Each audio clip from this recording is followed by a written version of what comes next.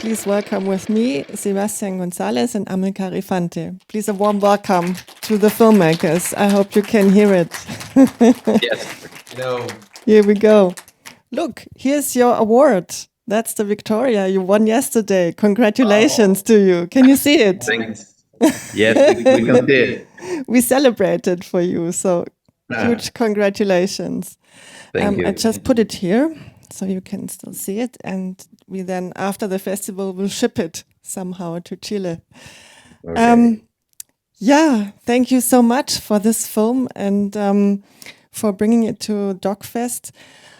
When I saw it and then I heard the music in the credits, I was really surprised because it's the whole film. There's no music, there's sounds and wind, and it's a very big contrast, a contradiction even. So I wanted to ask you, also with the very beautiful pictures on the one side and the horrors the migrants are facing on the other side, was this contradiction a starting point for the film, so that you thought you had to make a narrative out of that?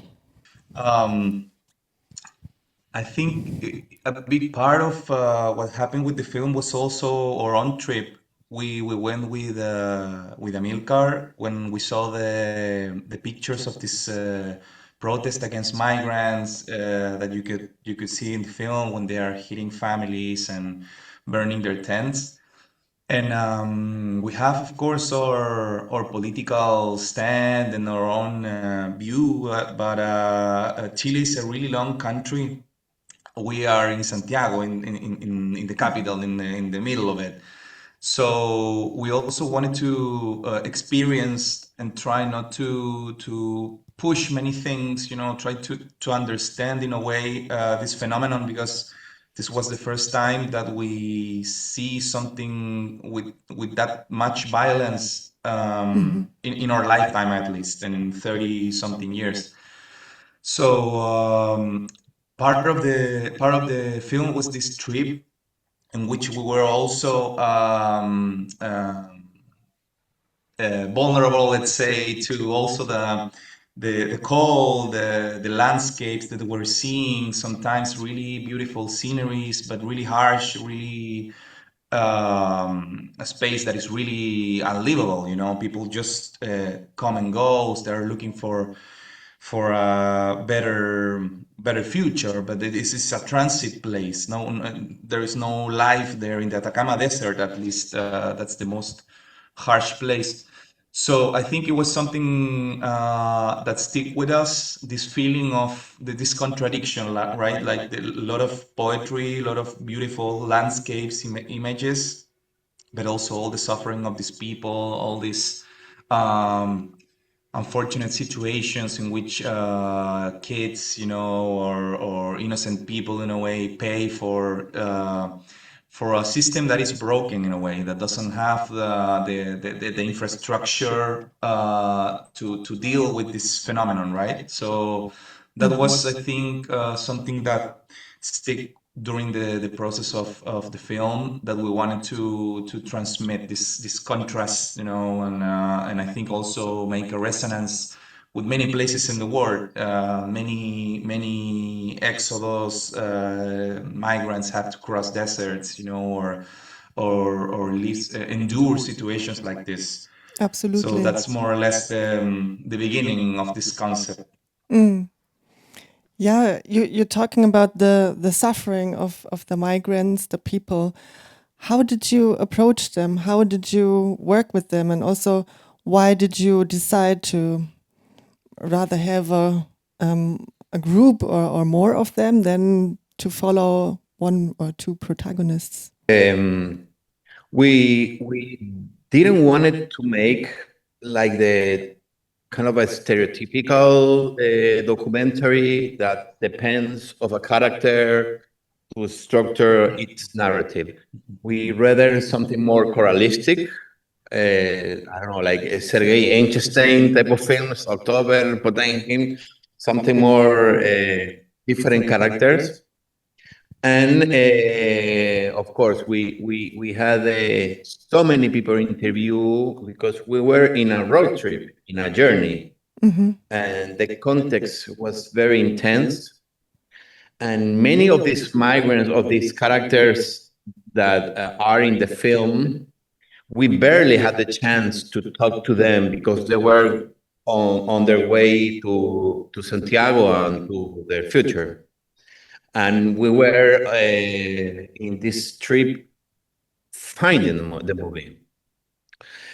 From our perspective, it wasn't that hard to get all the testimonies and these characters that are part of the film because they had this huge need of express themselves because no one was talking about the situation, no people on their state or a Chilean state or anyone.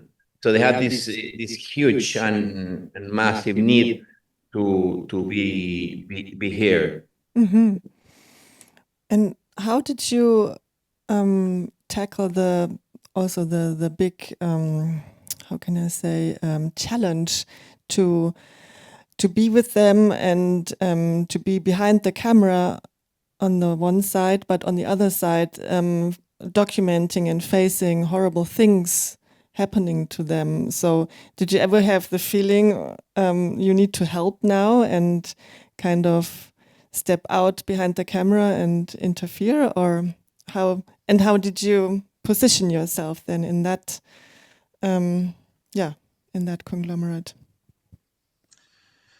I think it was key to be together during the whole filming process. This is, I mean, it was a little really independent production. So basically, we went with a milk car or cameras or drone, and we start partnering up with some people there. But the basis of it was always us, and I think it couldn't not have been it other way, you know, because as you say, there are so many things happening that at one point, like when you start recording, in a way, you step out of the reality a little bit. You know, it's impossible to really be present with someone. I mean, looking at them in the eye, let's say, and also be filming and putting your focus on the shot and everything. So it was key that every time one was filming, the other one was doing some sort of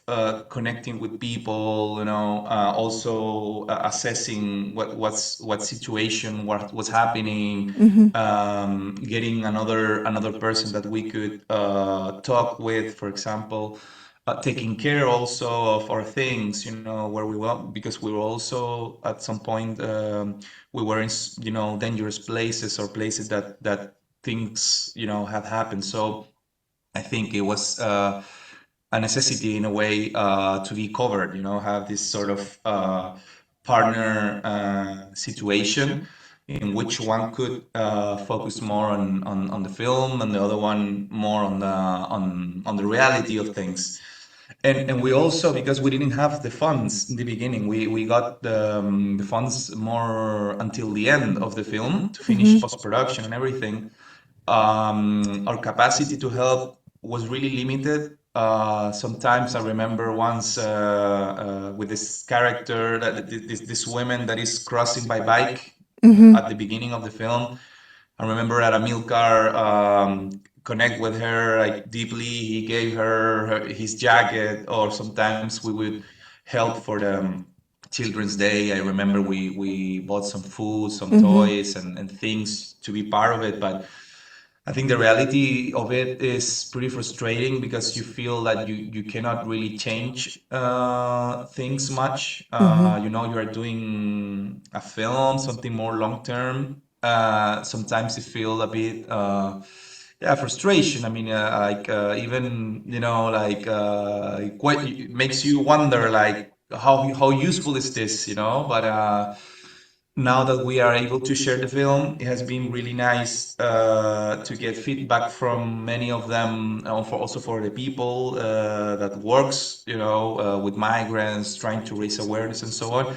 And they really, it has been really welcome, you know, and they really appreciate the work, and we feel that we are putting our grain of sand. I don't know if it's translate, but there's an expression like we're putting our effort, right, to help bring awareness on this, and also Absolutely. with universities, sometimes kids have seen, the film.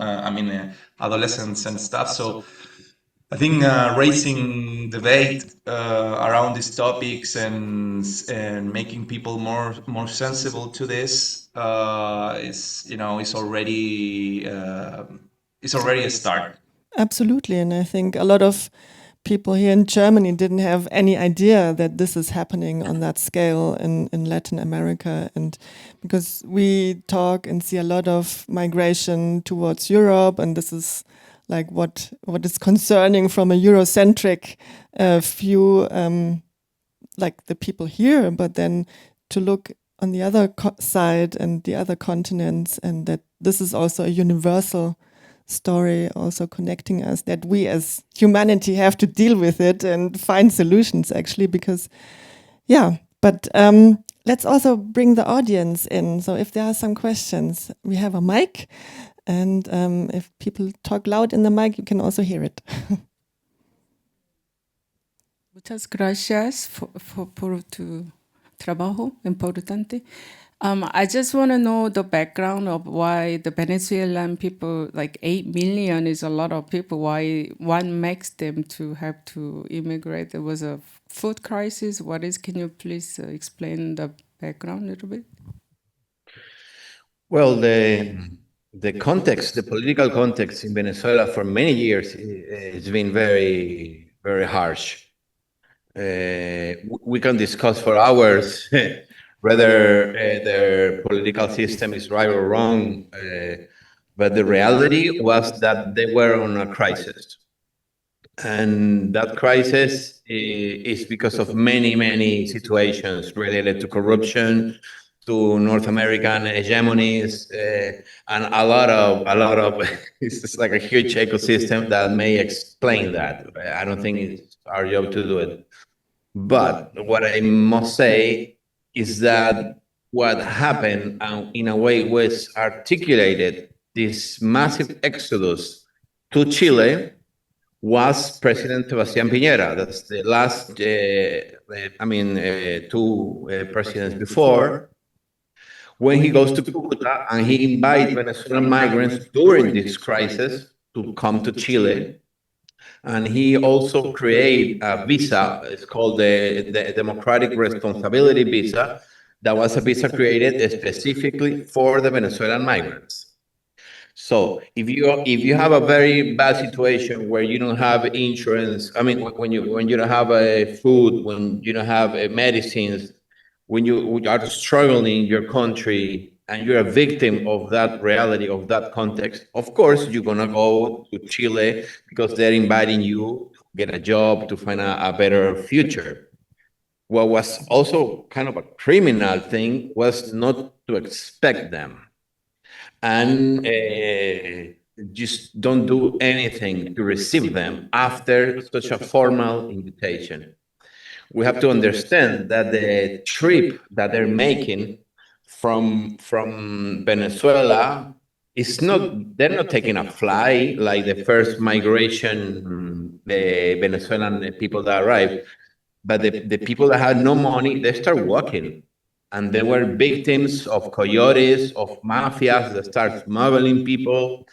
They were going to different countries, for example, to Colombia. Colombia is a huge country, and before, Colombia used to migrate to Venezuela, and they received this xenophobia.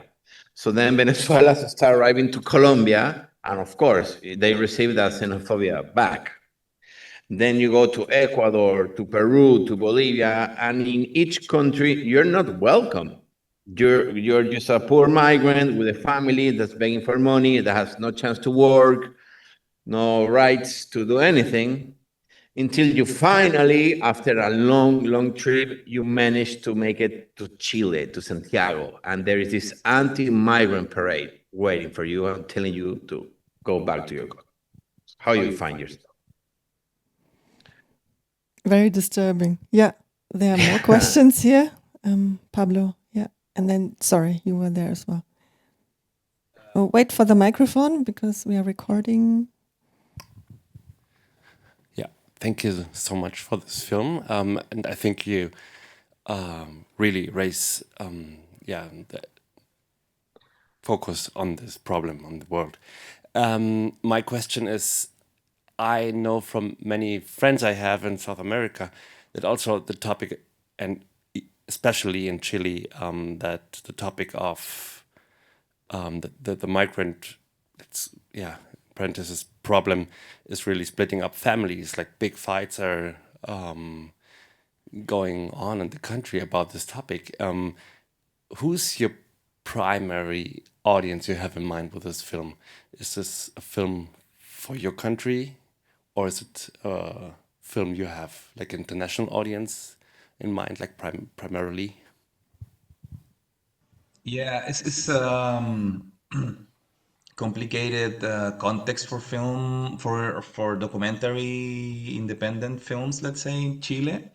We just we're on the finishing stage of national distribution after 1 year of festivals, right, in different places, different continents, languages, and we didn't know what would happen actually in Chile. We want this film to be seen as much as possible, mostly here. Of course, that's where the reality is so close that when you could maybe create a more concrete impact. But so far, I can tell you for the festivals, for the theaters, I mean, for the this commercial circuit, right? Like Cinepolis and Cineplat, and I don't know what's the name of the brands in Germany, but there are three main theaters when you can pass your films, let's say, next to all the Hollywood productions, of course. And the reality for documentary films is usually you know little audience. We could stay there for a couple of weeks, 2 weeks. We managed to stay there, and there are some quotas that you have to reach in order to stay there in the programming of the cinemas, right? So that was a bit. I mean, we knew in a way because we're working with a distributor in Chile that is focused and has been working 10 years with docs in Chile. And we knew more or less the reality of it. But still, you always, I think, have the hope that this could be reach more people, right? But on the independent circuit, that was also really interesting. That's out of these big systems of films. There's a lot of cultural centers. Sometimes I don't know, seniors that gathers in a place, and they bring films, and they just make these forums and stuff. And we were going to a lot of those. Amilcar was traveling a lot to the south. I mean, out of Santiago. I was traveling to the north, more to the north.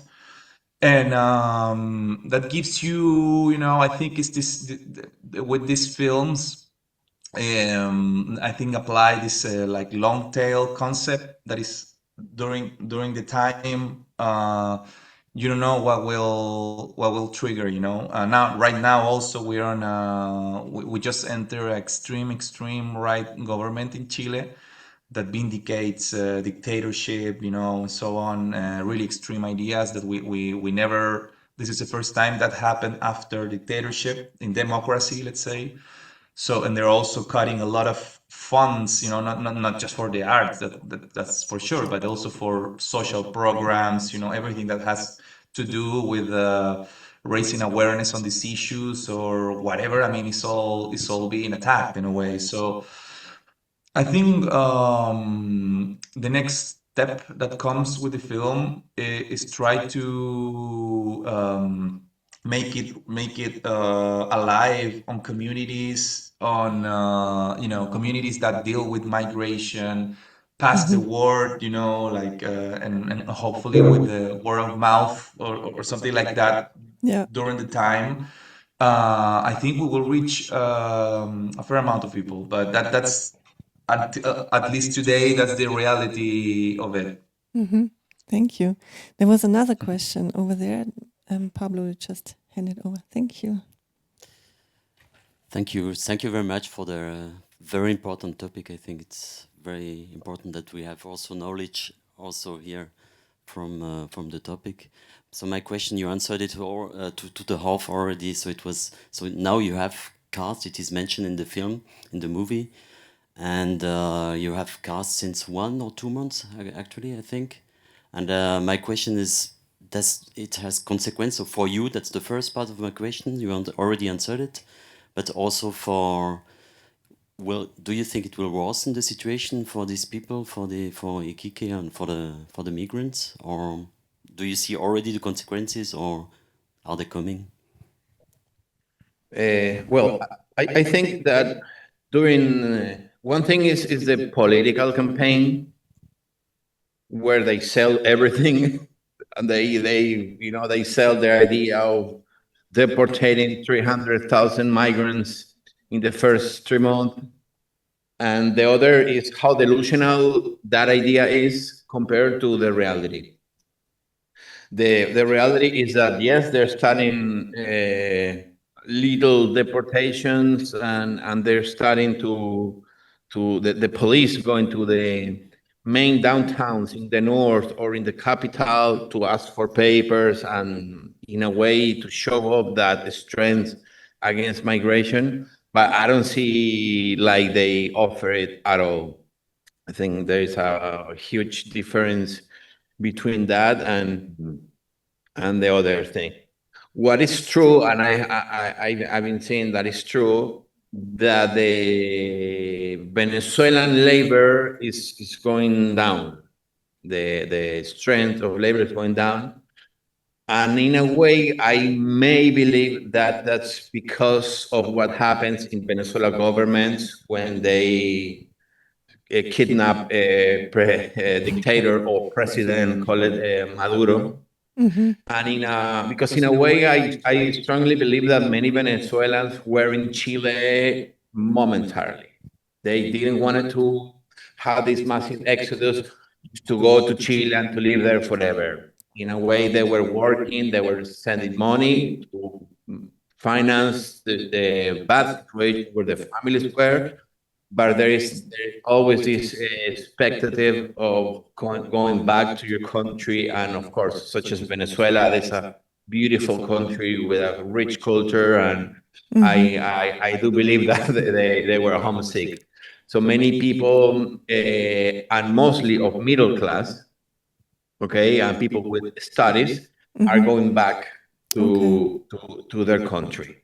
But not the people that had no chance, no papers, no money, because you're running from a very poor context and reality. And in Chile, you may find a chance to make more money and a way to improve the situation. And I think that these people are coming to Chile to stay. Okay.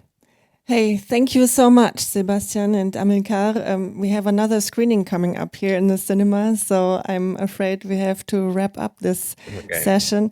Thank you so much for the insightful talk, and all the best to you. And yeah, maybe next time you can come to the festival and share your next film.